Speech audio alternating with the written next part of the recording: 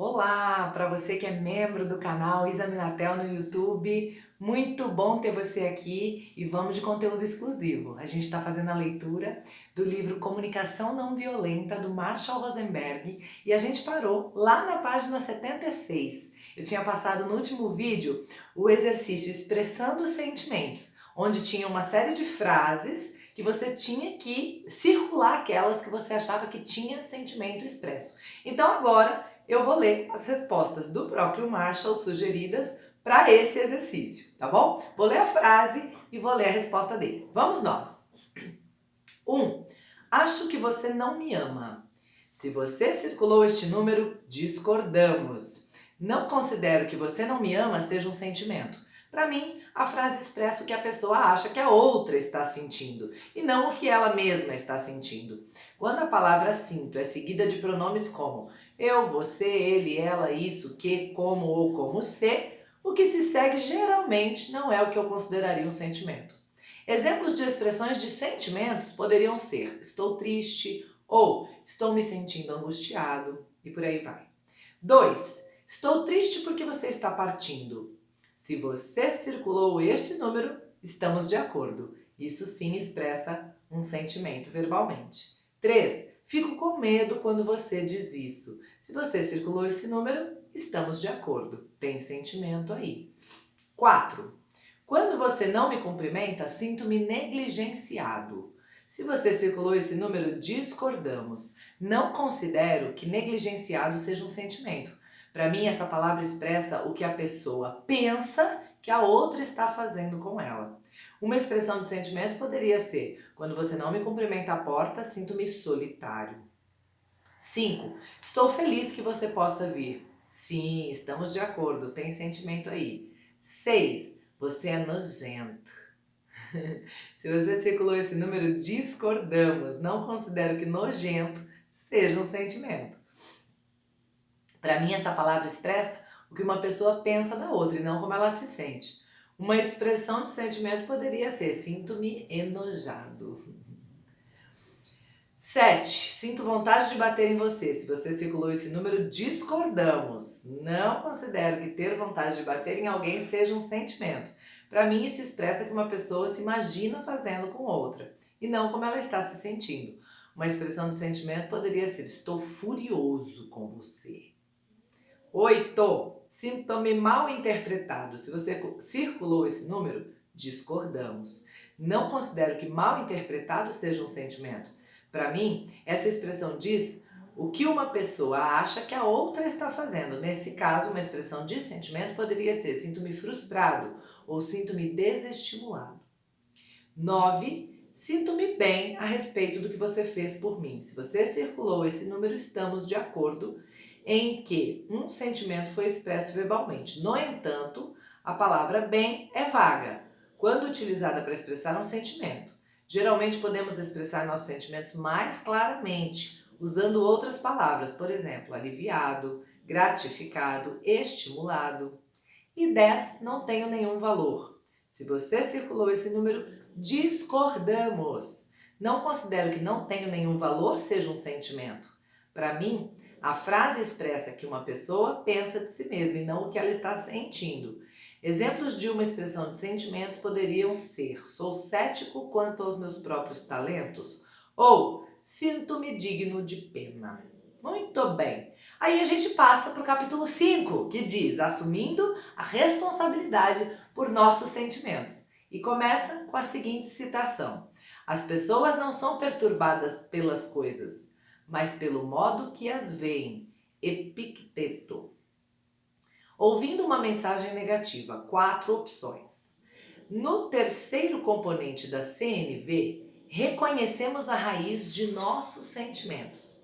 A CNV aumenta a nossa consciência de que o que os outros dizem e fazem podem ser o estímulo, mas nunca a causa dos nossos sentimentos. Com ela, vemos que nossos sentimentos resultam de como escolhemos receber o que os outros dizem e fazem, bem como de nossas necessidades e expectativas específicas naquele momento. Com esse terceiro componente, somos levados a aceitar a responsabilidade pelo que fazemos para gerar os nossos próprios sentimentos. Quando alguém nos dá uma mensagem negativa, seja verbal, seja não verbal, temos 4 opções de como recebê-la. Uma delas é tomar aquilo como pessoal e escutar apenas acusação e crítica. Por exemplo, alguém está zangado e diz: "Você é a pessoa mais egocêntrica que eu já vi." Escolhendo tomar isso como pessoal, poderíamos reagir assim: "Oh, eu deveria ter sido mais sensível." Aceitamos o julgamento da outra pessoa e nos culpamos. Escolhemos essa alternativa a um grande custo para a nossa autoestima, pois ela nos conduz a sentimentos de culpa, vergonha e depressão. Uma segunda opção é culpar o interlocutor. Então, a primeira é culpar a gente mesmo. A segunda, culpar o outro. Por exemplo, em resposta à frase "você é a pessoa mais egocêntrica que eu já vi", poderíamos protestar: "Você não tem o direito de dizer isso. Estou sempre levando suas necessidades em consideração. Na verdade, é você que é egocêntrico." Quando recebemos mensagens assim e culpamos o interlocutor, é provável que sintamos raiva. Quando recebemos uma mensagem negativa, uma terceira opção seria iluminar nossa consciência a respeito dos próprios sentimentos e necessidades. Assim, poderíamos responder: "Quando ouço você dizer que sou a pessoa mais egoísta que você já viu, fico magoado, porque preciso de algum reconhecimento por meus esforços em levar em consideração suas preferências."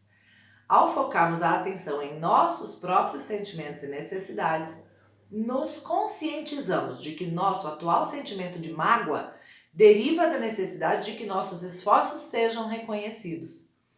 Finalmente, uma quarta opção ao recebermos uma mensagem negativa seria virar o foco para a consciência dos sentimentos e necessidades da outra pessoa, tais como expressos naquele momento. Por exemplo, poderíamos perguntar: "Você está magoado porque precisa de mais consideração por suas preferências?" Aceitamos a responsabilidade em vez de culpar outras pessoas por nossos sentimentos, ao reconhecermos nossas próprias necessidades, desejos, expectativas, valores ou pensamentos. Observe a diferença entre as seguintes expressões de desapontamento. Exemplo 1.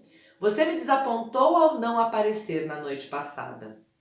"Fiquei desapontado quando você não apareceu, porque eu queria conversar a respeito de algumas coisas que estavam me incomodando." Na frase A pessoa atribui a responsabilidade pelo desapontamento somente à atitude da outra pessoa. Em B, o sentimento de desapontamento é reconhecido no desejo da própria pessoa que fala, o qual não está sendo atendido. Percebe a diferença? Exemplo 2. "Fiquei realmente irritado por eles terem cancelado o contrato." Na frase B, "Quando eles cancelaram o contrato, senti-me realmente irritado, porque fiquei pensando que aquilo tinha sido de uma irresponsabilidade absurda." Na frase a pessoa atribui sua irritação exclusivamente ao comportamento da outra pessoa, ao passo que na frase B, ela aceita a responsabilidade por seus sentimentos ao reconhecer o pensamento por trás deles.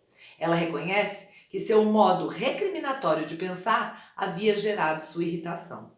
Na CNV, entretanto, encorajaríamos essa pessoa a ir um passo além, identificando o que ela está querendo, qual de seus desejos, necessidades, expectativas ou esperanças não foi atendido. Como veremos, quanto mais formos capazes de relacionar nossos sentimentos às nossas próprias necessidades, mais fácil será para os outros reagir compassivamente. Para relacionar seus sentimentos ao que ela estava querendo, a pessoa da frase B poderia ter dito: "Quando eles cancelaram o contrato, fiquei realmente irritado porque eu tinha esperanças de recontratar os empregados que dispensamos no ano passado." O mecanismo básico de motivação pela culpa é atribuir a responsabilidade por seus sentimentos a outras pessoas. Para tudo e vê se não é assim que na educação tradicional a gente entende que é educar.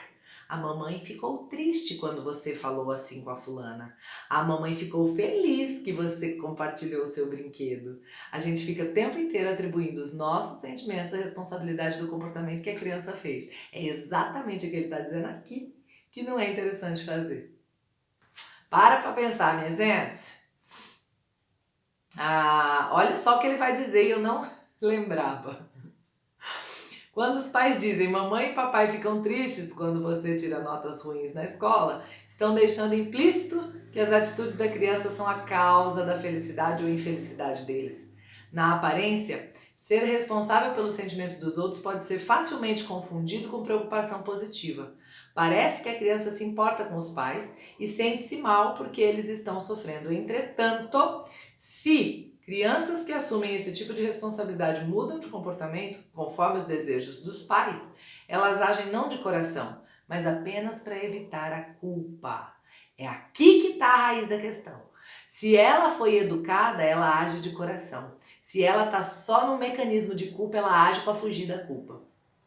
Ajuda se reconhecemos alguns padrões comuns de linguagem que tendem a mascarar a responsabilidade por nossos próprios sentimentos. 1. O uso de expressões e pronomes impessoais como algo e isso. Algo que realmente me enfurece é quando erros de ortografia aparecem em nossos folhetos para o público. Isso me aborrece muito. Afirmações que somente mencionam as ações dos outros, essa é a número 2. Quando você não me liga em meu aniversário, fico magoado. Mamãe ficou desapontada quando você não termina... Mamãe fica desapontada, quando você não termina de comer. 3. O uso de expressões sinto-me, uma emoção, por quê? Seguida de uma pessoa ou pronome pessoal que não seja eu. Sinto-me magoado porque você disse que não me amava. Sinto-me zangado porque a supervisora não cumpriu sua promessa.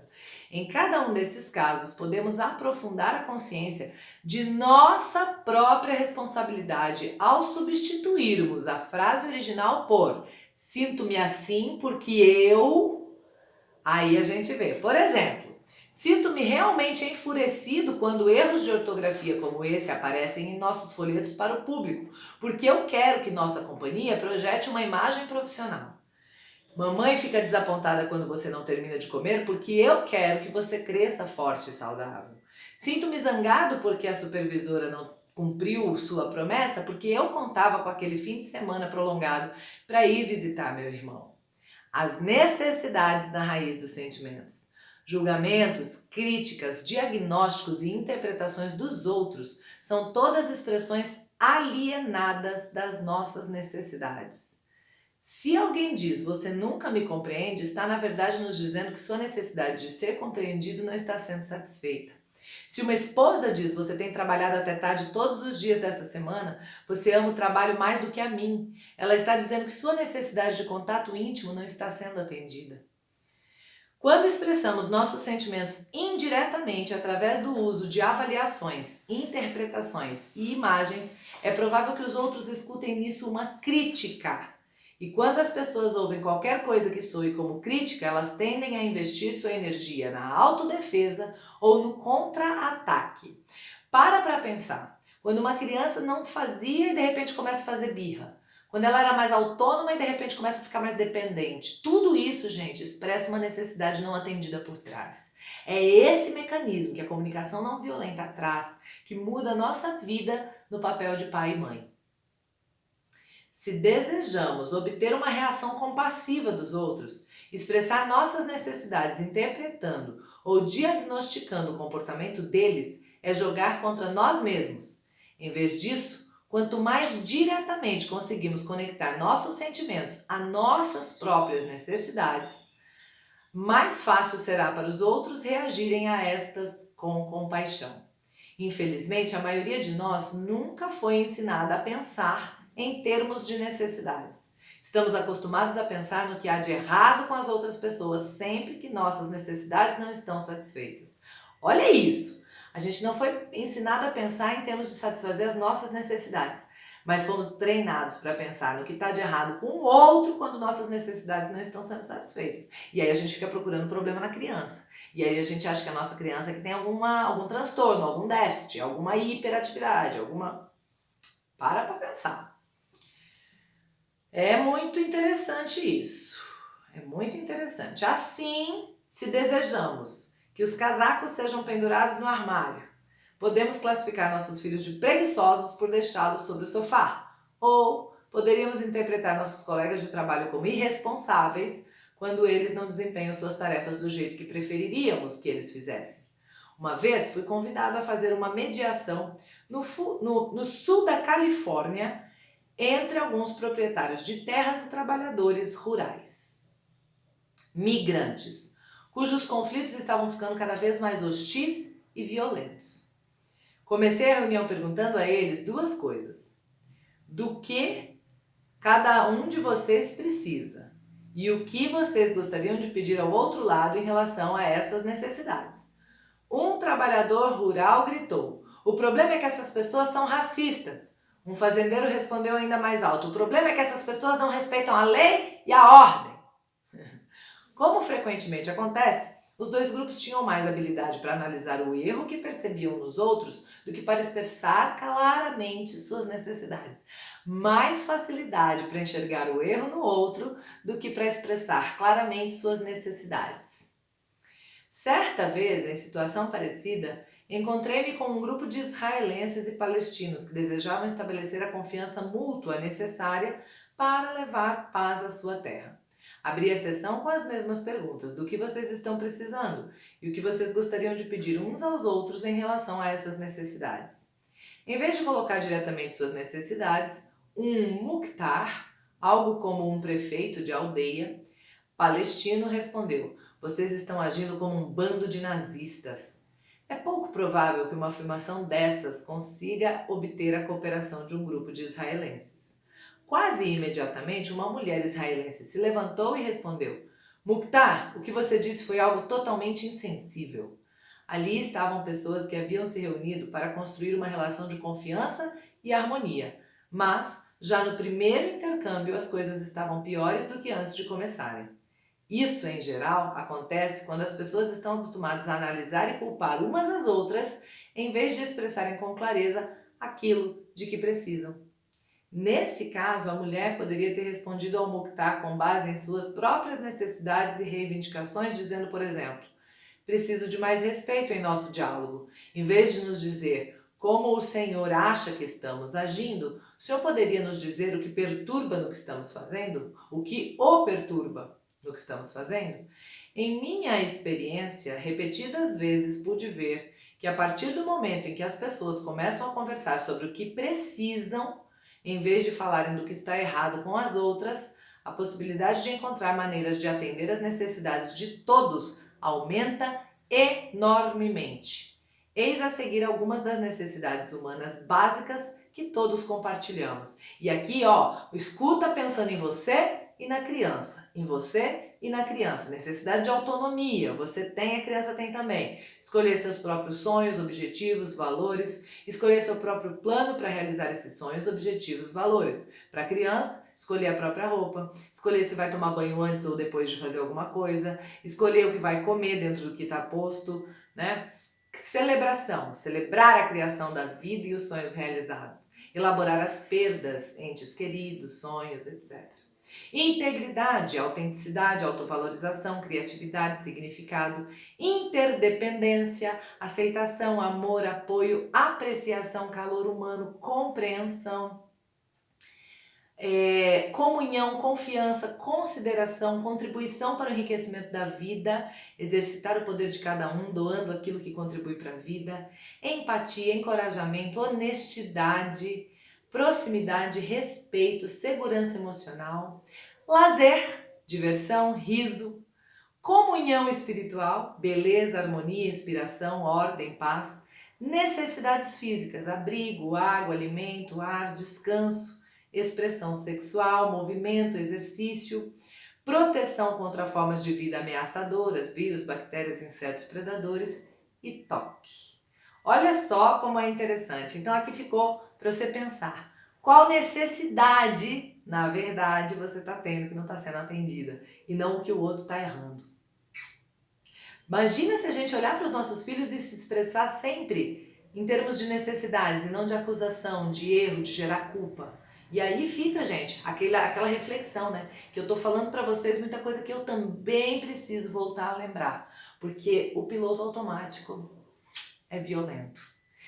Que Deus nos ajude, que a gente seja cada vez mais sem limites, melhores a cada dia. Obrigada por serem membros. Aproveitem que vocês estão lendo o livro, ouvindo, né, o áudio aqui desse vídeo. Então, assim, aprecie sem moderação, porque isso vale muito. É um livro muito interessante. E tem o Milagre da Manhã também que a gente está fazendo nos outros áudios. Então, acompanhem que vocês têm conteúdo exclusivo. Um beijo, indica para todo mundo e tchau.